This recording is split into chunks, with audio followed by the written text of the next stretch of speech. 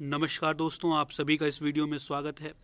दोस्तों, आज हम पर्यावरण प्रदूषण की समस्या और समाधान पर निबंध लेने वाले हैं। तो चलिए शुरू करते हैं आज का यह वीडियो। प्रदूषण का अर्थ। प्रदूषण का क्या अर्थ है? स्वच्छ वातावरण में ही नवीन जीवन का विकास संभव है। जब वातावरण में कुछ हानिकारक तत्व आ जाते हैं तो वह वातावरण को दूषित कर देते हैं।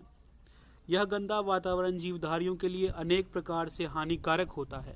इस प्रकार वातावरण के दूषित हो जाने को प्रदूषण कहते हैं।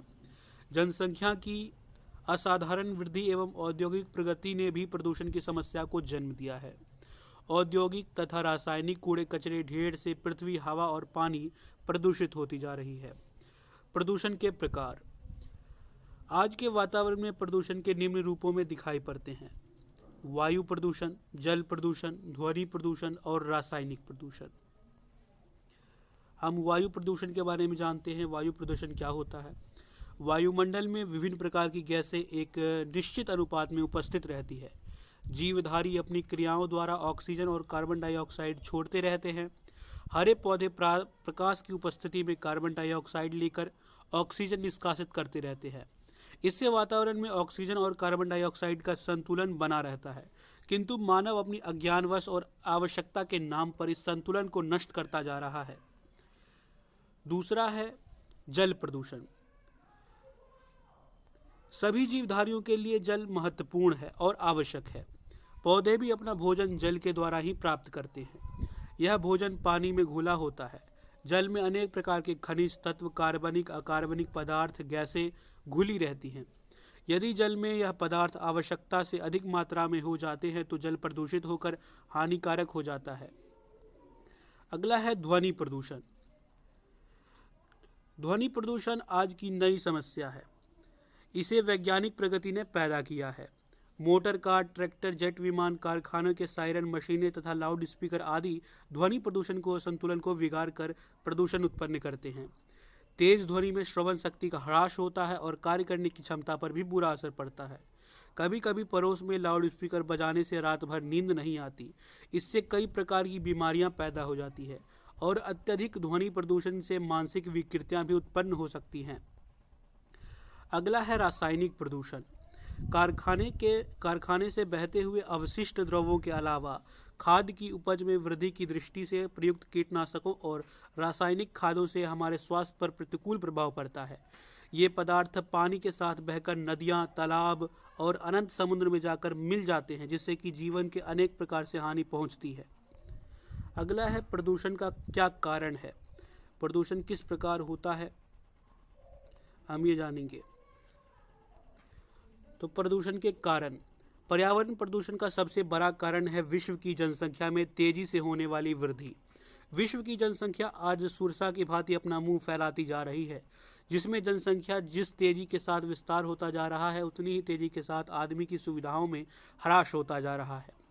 रहने के लिए स्थान की भारी कमी आ रही है। खाने के लिए समुचित भोजन की उपलब्ध होना कठिन हो गया है। सुरसा की भांति अपना मुंह फैलाती जा रही है। ये क्या? पर्यावरण की जो जनसंख्या है वो। पर्यावरण प्रदूषण का दूसरा सबसे बड़ा कारण है विज्ञान। विज्ञान के आविष्कार जहां मानव जाति के लिए वरदान स्वरूप सिद्ध हुए हैं, उनमें से कई मानव के लिए भयंकर अहित भी हुआ है। विज्ञान ने विभिन्न वस्तुओं के उत्पादन के लिए अनेक मशीनों का निर्माण किया है।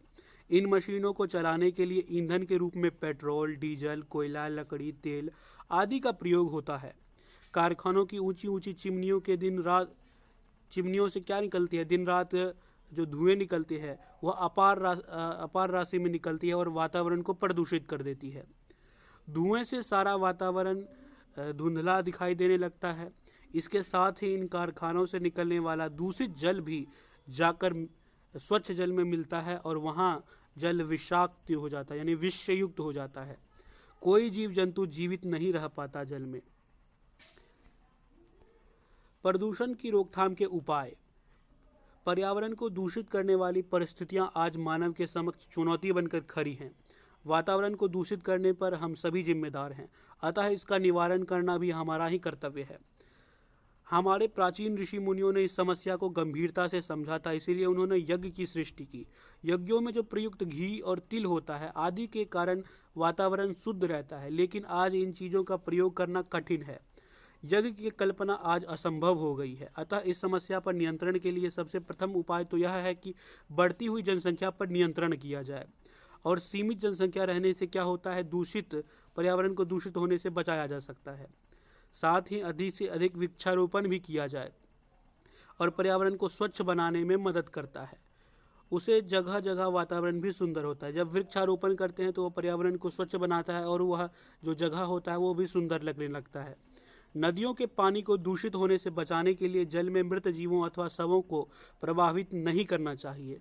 धुआं रोकने के लिए यह सुगम उपाय है कि कल कारखाना ऐसे स्थान पर लगाए जाए जहां जनसंख्या अधिक ना हो। अब हम इस सभी का उपसंहार देखेंगे। इसी तरह हम जो है निबंध आप अपने बोर्ड एग्जाम में करेंगे तो लास्ट में हमें उपसंहार देना है। उपयुक्त उपायों से यह हम वातावरण को शुद्ध बनाए रख सकते हैं। पर्यावरण प्रदूषण की समस्या सारे विश्व के लिए बहुत ही ज़्यादा खतरनाक हो चुकी है। कोई भी देश ऐसा क्षेत्र नहीं है जहां इस समस्या को सामूहिक रूप से सुलझाने का प्रयत्न नहीं किया गया है और हमें इसका प्रयत्न भी करना चाहिए। शासन द्वारा इस दिशा में जो प्रयास किए जा रहे हैं उनमें हमें पूरी सामर्थ्य के साथ अपना कर्तव्य और सहायता देनी चाहिए। हम क्या हैं, गरीब देश हैं और गरीब प्रदेश के निवासी हैं। पर्यावरण प्रदूषण के जो महंगे कार्यक्रम हैं उसको चलाना हमारे बस की बात नहीं है।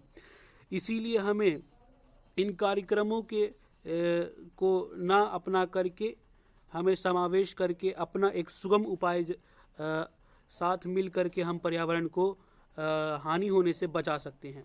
इसके PDF के लिए आप मेरे टेलीग्राम चैनल को ज्वाइन कर सकते हैं, जिसका लिंक मैं वीडियो के डिस्क्रिप्शन में दे दूंगा। मिलते हैं अगले वीडियो में। जय हिंद।